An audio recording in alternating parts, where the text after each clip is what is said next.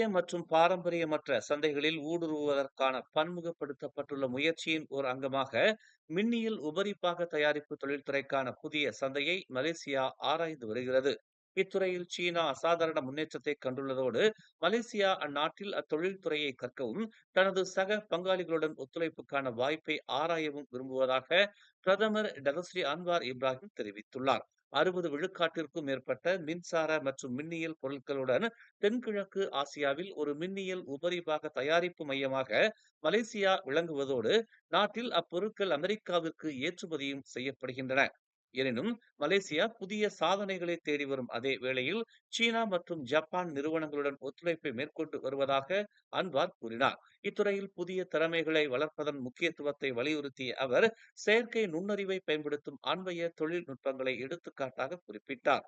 இந்நிலையில் சீனா அதற்கான வாய்ப்புகளுக்கு வழிவகுத்துள்ள வேளையில் இன்று செவ்வாய்க்கிழமை சீனாவை தளமாக கொண்டுள்ள மின்னியல் உபரிப்பாக தயாரிப்புத் துறை பங்கேற்பாளர்கள் அனைவரையும் தாம் சந்திக்கவிருப்பதாக அன்வார் தெரிவித்தார்.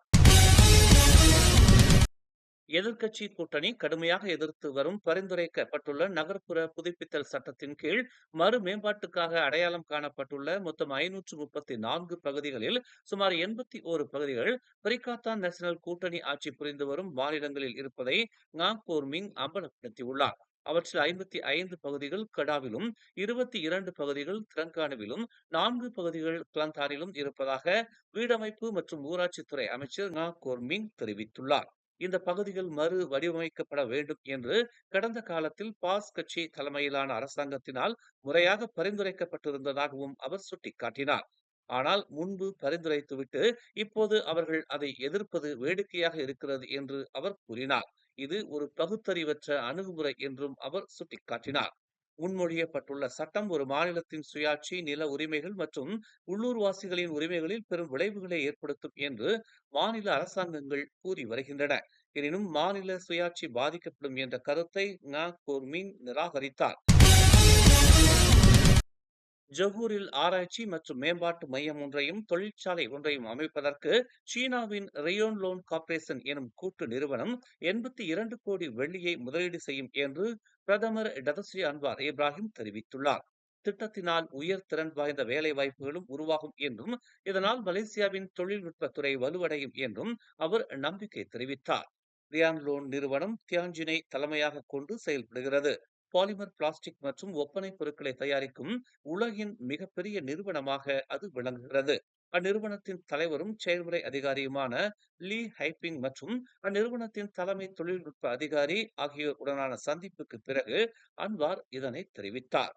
சீனாவின் கம்யூனிகேஷன் கன்ஸ்ட்ரக்ஷன் கம்பெனி எனும் நிறுவனத்தின் உயர் தலைவர்களும் அன்வாரை நேற்று சந்தித்தனர். அந்நிறுவனத்தால் மேற்கொள்ளப்பட்டு வரும் கிழக்கு கரையோர ரயில் பாதை திட்டம் மலேசியா சீனா நட்புறவுக்கான ஒரு சின்னமாகும் என்று அன்வார் புகழ்ந்துரைத்தார். இந்தோனேசியாவில் அரசாங்க எதிர்ப்பு ஆர்ப்பாட்டங்கள் தொடர்ந்து கொண்டிருக்கும் வேளையில் அந்நாட்டில் உள்ள மலேசிய மாணவர்கள் அனைவரும் நாள்தோறும் மலேசிய அதிகாரிகளுடன் தொடர்பு கொண்டு தங்களின் இருப்பை உறுதி செய்து கொள்ள வேண்டும் என்று அறிவுறுத்தப்பட்டுள்ளனர்.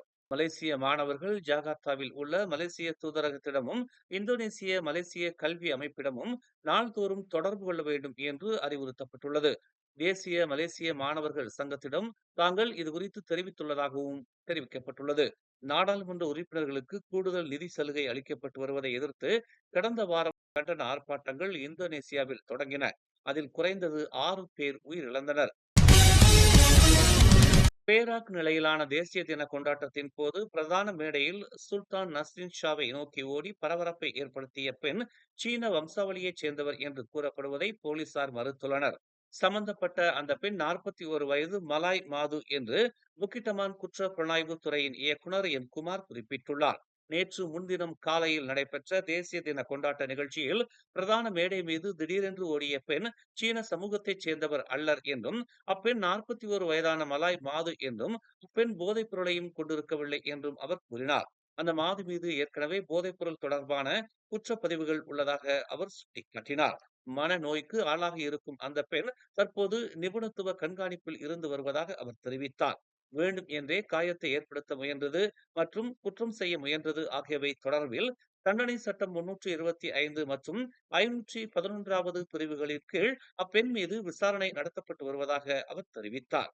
இதனிடையே நாட்டின் நல்லிணக்கத்தை குலைக்கும் வகையில் போலி தகவல்களை பரப்பும் நபர்களுக்கு எதிராக போலீசார் கடும் நடவடிக்கை மேற்கொள்வார்கள் என்றும் குமார் எச்சரித்தார்.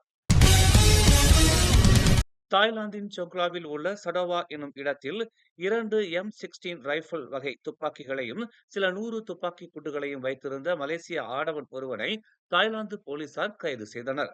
சடோவா பகுதியில் நேற்று முன்தினம் ஞாயிற்றுக்கிழமை மாலையில் தாய்லாந்து போலீசார் மேற்கொண்டிருந்த சாலை தடுப்பு சோதனையின் போது 45 வயது மதிக்கத்தக்க அந்த மலேசிய ஆடவன் கைது செய்யப்பட்டதாக நியூ ஸ்டேட்ஸ் டைம் செய்தி வெளியிட்டுள்ளது.